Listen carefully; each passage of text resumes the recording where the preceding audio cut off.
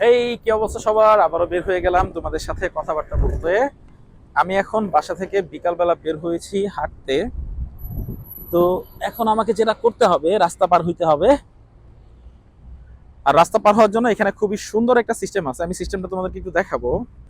এখানে দেখতে পাচ্ছ পুরো রাস্তাটা কিন্তু জ্যামে ভরা, মানে পুরো রাস্তায় কিন্তু গাড়ি। এখানে সবচেয়ে সুন্দর যে ব্যাপারটা, এই যে এখানে একটা বাটন দেখা যাচ্ছে, এই বাটনটাতে ক্লিক করলে ওই যে ওইখানে মানুষ আইকন, এই আইকনটা লাল বাতি জ্বলতেছে, এটা এখন চেঞ্জ হয়ে সবুজ হয়ে যাবে। আমি জাস্ট ক্লিক করলাম, ওই লাইটটা কিন্তু অলরেডি একবার জ্বলতেছে একবার নিভতেছে। জাস্ট কিছুক্ষণের মধ্যে এটা সবুজ হয়ে যাবে, অলরেডি হয়ে গেছে। আমাদেরকে 30 সেকেন্ড সময় দিচ্ছে এটা পার হওয়ার জন্য, এবং এই 30 সেকেন্ডের মধ্যে কোনো গাড়ি এখানে থাকবে না, সবগুলো হচ্ছে দাঁড়ায় যাবে। এই যে এরা আর যাবে না, ওই পাশে অলরেডি দাঁড়ায় গেছে।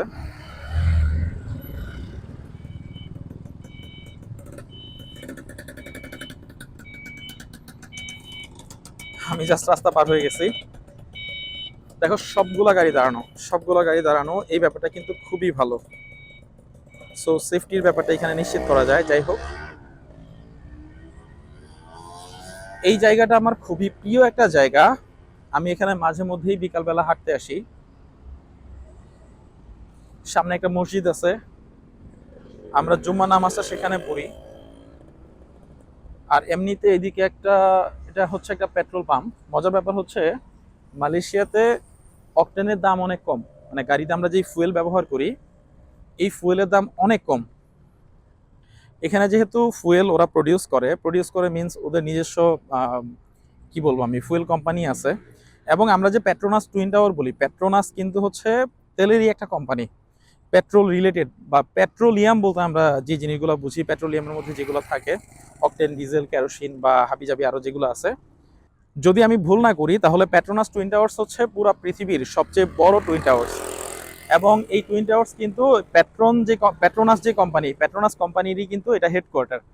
তো যেটা বলতেছিলাম যে মালয়েশিয়াতে পেট্রোলের দাম, পেট্রোল বলতে আমি বুঝাচ্ছি অকটেন বা গাড়ি চালাতে যেগুলো লাগে, ফুয়েলের দাম কিন্তু অনেক কম। তো তোমরা যারা মালয়েশিয়াতে পড়াশোনা করতে আসতে চাও, স্পেশালি তোমরা মাত্র যারা এসএসসি পরীক্ষা দিয়েছো, তাদের জন্য আজকের এই ভিডিওতে আমি কিছু কথা বলবো যে তোমরা আসলে পড়াশোনা করার পরে যদি বিদেশ আসতে চাও তাহলে আসলে তোমাদের কাছে তো খুব বেশি অপশন নাই, যেটা আমি আগের ভিডিওগুলোতে কথা বলেছি। লাইক এসএসসির পরে তুমি হয়তো বা চায়নাতে যাইতে পারবা, তুমি মালয়েশিয়াতে আসতে পারবা। এর বাইরে খুব ভালো সুইটেবল ডেস্টিনেশন এসএসসির পরে আমার চোখে অন্তত এখনো পর্যন্ত নাই। তো তোমরা যারা মালয়েশিয়াতে পড়াশোনা করতে আসবা, মালয়েশিয়াতে আসতে গেলে এখানকার আসলে রিকোয়ারমেন্টগুলো কি, তোমাকে কি করতে হবে? প্রথম ব্যাপার হইতেছে তোমাকে একটা এসএসসি পরীক্ষার সার্টিফিকেট ম্যানেজ করতে হবে। ম্যানেজ কিভাবে করো? পরীক্ষা দিয়ে তোমার রেজাল্ট হইলে তখন তুমি পাবা। সো তোমাকে অফিসিয়াল ট্রান্সক্রিপ্ট এবং সার্টিফিকেটটাই দিতে হবে যদি তুমি মালয়েশিয়াতে পড়াশোনা করতে আসতে চাও। অনলাইন কপিটা সাবমিট করলে হবে না, তোমাকে মেইন অরিজিনাল কপিটা সাবমিট করতে হবে। তাহলে তোমার প্রথম কন্ডিশন হচ্ছে তোমার একাডেমিক সার্টিফিকেট এবং ট্রান্সক্রিপ্টটা ম্যানেজ করা। 2 নাম্বার কাজ হচ্ছে তোমাকে একটা সুইটেবল ইউনিভার্সিটি খুঁজে বের করা বা একটা কলেজ খুঁজে বের করা যেখানে তুমি আসলে এসএসসির পরে আসতে চাও।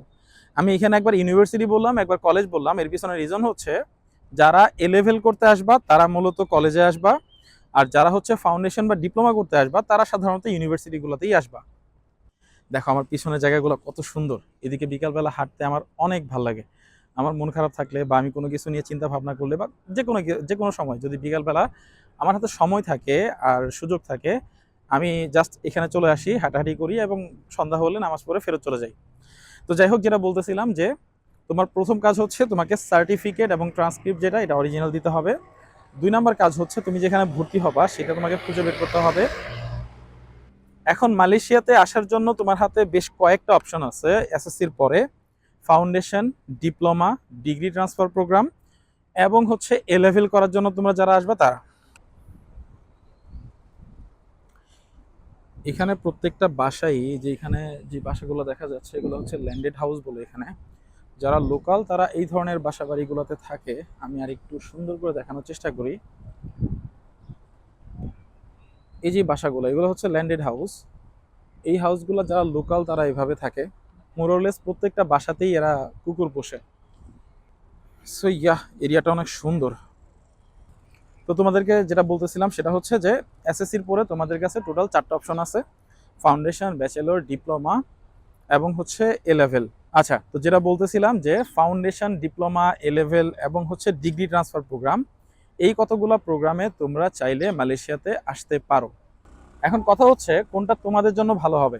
প্রথম কথা হচ্ছে তোমরা যারা মালয়েশিয়াতে এ লেভেল করতে আসবা তাদের অবশ্যই আইএলটিএস থাকতে হবে, অথবা তোমার প্রিভিয়াস ব্যাকগ্রাউন্ড ও লেভেল হইতে হবে। অর্থাৎ বাংলা মিডিয়াম থেকে তুমি যে আসলে এখানে এসে এ লেভেল পড়বা, এইটা আসলে সম্ভব না যদি তুমি আইএলটিএস না দাও। তার মানে পড়তে আসতে হইলে তোমাকে আইএলটিএস পরীক্ষা দিতেই হবে।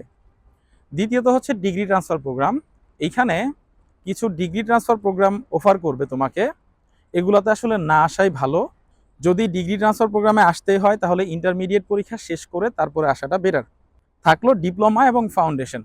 ডিপ্লোমা এবং ফাউন্ডেশন নিয়ে আমি আগেও কথা বলেছি, বাট তোমরা যারা হচ্ছে মাত্র এসএসসি পরীক্ষা দিলা এবং একই সাথে বিদেশে পড়াশোনা করতে আসতে চাও, একই সাথে এটাও চাচ্ছ যে তোমাদের খরচ কিছুটা কম হোক, তাহলে তোমাদের জন্য ডিপ্লোমা বেটার।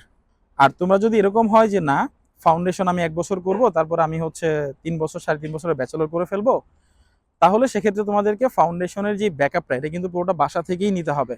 এবং এইটা পে করার জন্য তুমি সময় পাবা মাত্র 1 বছর। 1 বছরের মধ্যে তোমার ফাউন্ডেশনের সকল খরচ বহন করতে হবে। তো বাংলাদেশ থেকে মূলত ফাউন্ডেশন এবং ডিপ্লোমা এই 2টা প্রোগ্রামের জন্য স্টুডেন্টরা বেশি আসে। তো যদি এরকম হয় যে তুমিও পড়াশোনা করার জন্য মালয়েশিয়াতে আসার কথা চিন্তা করতেছো, ফাউন্ডেশন লিডিং টু ব্যাচেলর অথবা ডিপ্লোমা লিডিং টু ব্যাচেলর, তুমি যে কোনো একটা প্রোগ্রামেই আসতে পারো। এক্ষেত্রে তোমার রিকোয়ারমেন্ট ওই যে বললাম যে শুধুমাত্র একটা সার্টিফিকেট থাকলেই হবে, ট্রান্সক্রিপ্ট থাকলেই হবে, সেটা অরিজিনাল হইতে হবে, অনলাইন কপি অ্যাকসেপ্টেড না। এবং তুমি যদি আইএলটিএস পরীক্ষা দিতে পারো তাহলে তুমি এ লেভেলের জন্য আসতে পারবা। ডিপ্লোমাতে যদি আসো বা ফাউন্ডেশনে যদি আসো তাহলে আসলে কোনো আইএলটিএস এর দরকার নাই বা অন্য কোনো ইংলিশ প্রফিসিয়েন্সি টেস্টেরও দরকার নাই। ফাউন্ডেশন মানে তো ফাউন্ডেশন, ওরা তোমাকে ব্যাচেলরের জন্য, এটাকে প্রি ব্যাচেলরও বলে, ব্যাচেলর পড়ার জন্য তোমাকে ওরা এই ফাউন্ডেশন প্রোগ্রামটাতেই রেডি করে নিবে। সো এইটা তোমার জন্য একটা ভালো অপরচুনিটি উইদাউট আইএলটিএস এ বিদেশে আসার। তো তোমরা যারা চাচ্ছ যে পড়াশোনা করতে মালয়েশিয়াতে আসতে, বাট বুঝতেছো না কোথা থেকে শুরু করবা, কিভাবে শুরু করবা, কি দিয়ে কি হবে, কত টাকা খরচ হবে, এই ব্যাপারগুলো যদি জানতে চাও, তোমরা চাইলে আমাকে রিচ আউট করতে পারো। ইনশাল্লাহ আমি তোমাকে যতটুকু পারি হেল্প করব।